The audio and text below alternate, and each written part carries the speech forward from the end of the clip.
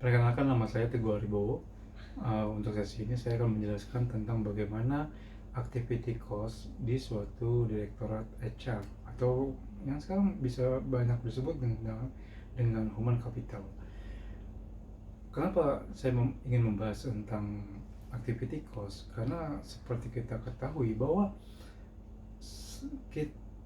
karyawan itu dibayar karena aktivitinya. Dari jam kerja itu, setiap gerak aktivitasnya itu adalah mewakili apa yang telah diberikan perusahaan kepada dia. Sehingga ketika seorang karyawan melakukan aktiviti itu, outputnya harus jelas. Di mana hal itu disebut dengan activity driver. Oke, sebagai contoh, misalnya kita memberikan contoh satu proses di HR, yaitu di departemen rekrutmen. Kita lihat dari rekrutmen, pertama pasti mereka melakukan pemanggilan kandidat. Oke.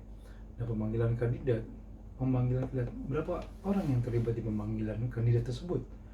Apakah dari staff juga ikut? Apakah dari supervisor juga ikut? Apakah dari manajernya juga ikut? Tergantung pada levelnya. Sehingga activity cost untuk pemanggilan seorang kandidat itu memakan biaya yang berbeda-beda. Jika itu pada pemanggilan kandidat pada level staff yang dilakukan oleh supervisor, itu mempunyai harga yang berbeda dibandingkan dengan activity cost yang untuk rekrutmen untuk pemanggilan staff. Oke, seperti itu. Begitu juga dengan activity cost yang terjadi jika pemanggilan kandidat dilakukan oleh manajer. Sehingga jika drivernya adalah jumlah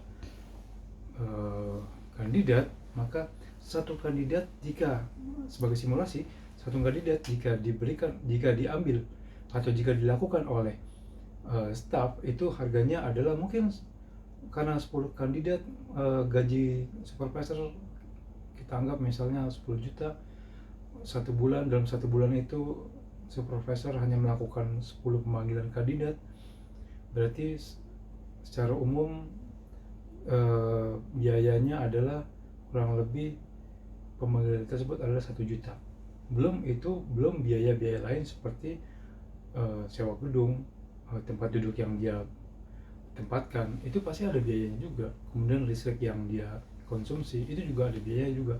Begitu juga dengan aqua atau air mineral yang disediakan. Kemudian listrik yang dikonsumsi, yang dipakai, itu juga ada biayanya juga. Jadi perkiraan jika seorang supervisor dengan gaji 10 juta memanggil 10 kandidat, itu satu kandidatnya kira-kira mungkin 1,5 juta untuk pemanggilan kandidat. Seperti itu untuk simulasinya. Berikutnya kita akan membahas tentang hal yang lain lagi sehubungan dengan manajemen. Terima kasih.